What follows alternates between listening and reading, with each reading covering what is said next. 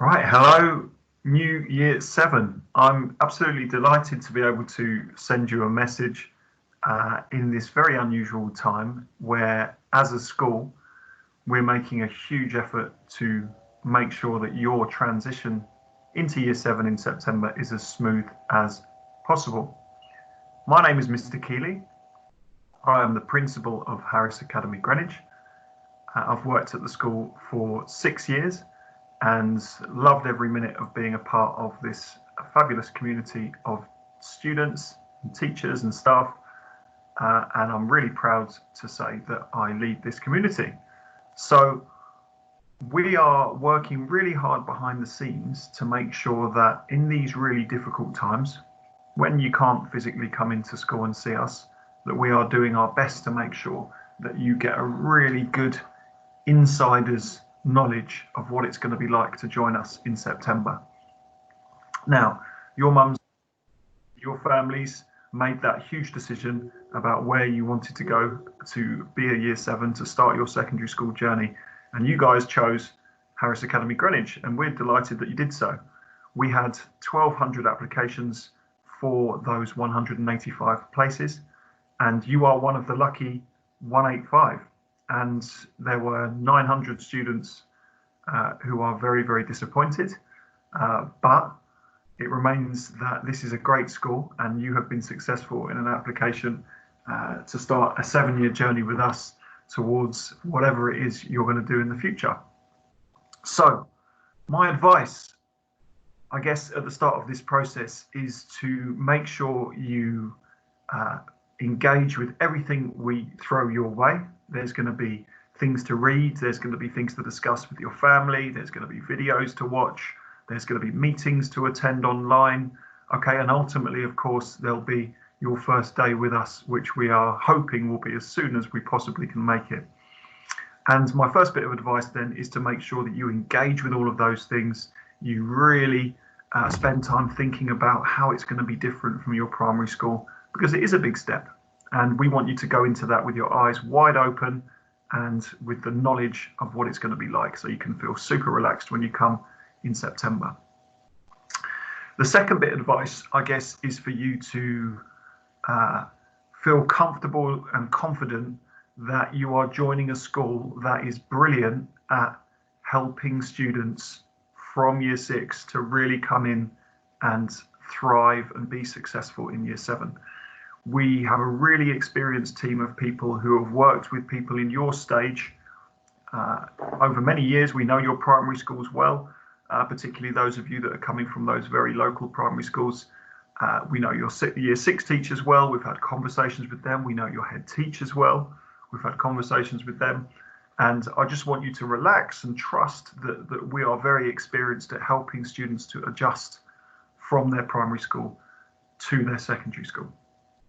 So those are the two big bits of advice from me. Number one, really engage with everything we throw at you. Make sure you read everything, you show up to every meeting, you watch every video, and that will give you the very best chance of a successful start.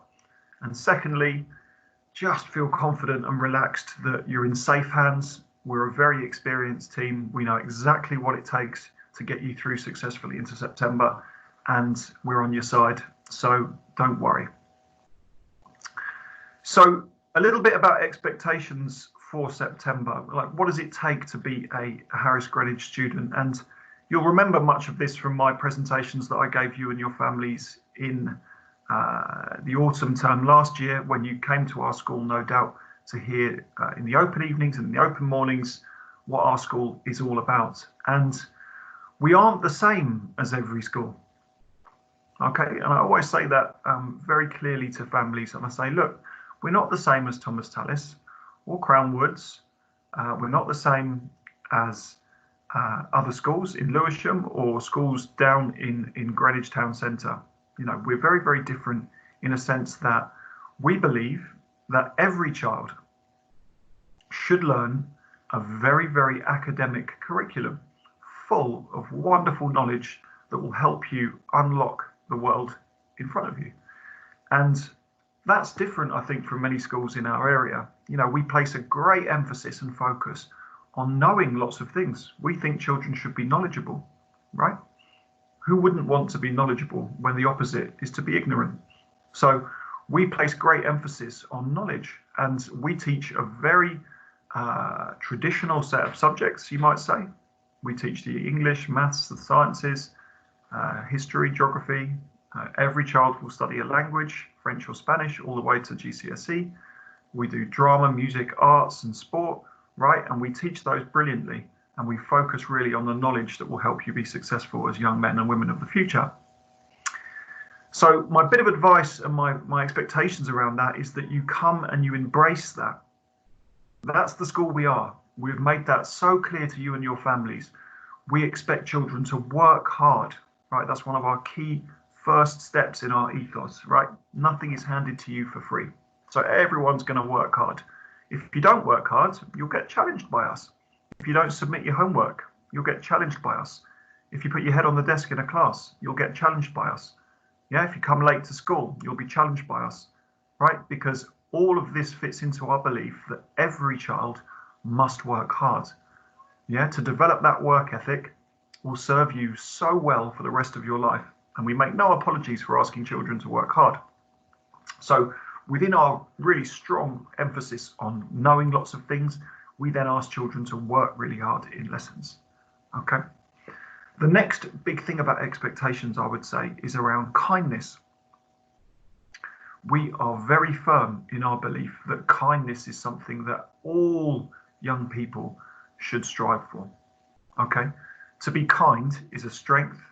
To be kind is a value that will stand you in great stead for the rest of your life. It will help you build and sustain friendships.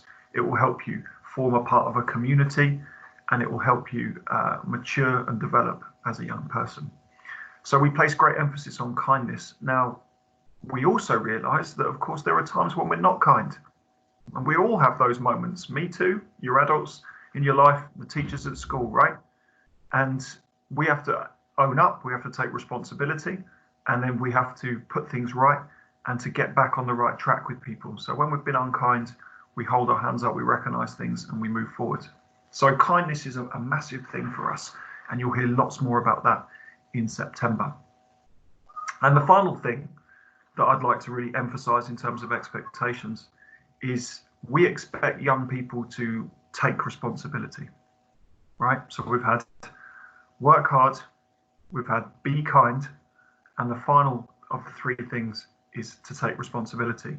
And what we mean by that is you're on the path to adulthood now, okay?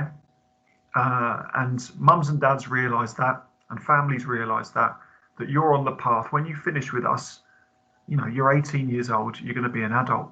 And our job then, over the 7 years that you're with us, is not only to make sure you're working hard, not only to make sure you're a kind and thoughtful and nice human being, but finally also to make sure that you take responsibility.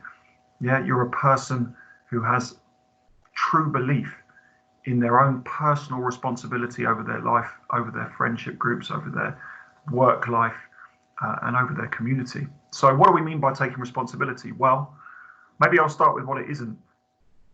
So what it isn't, and we see this in young people, you know, it's part of growing up. What it isn't is blaming others constantly for things that are going wrong in your life.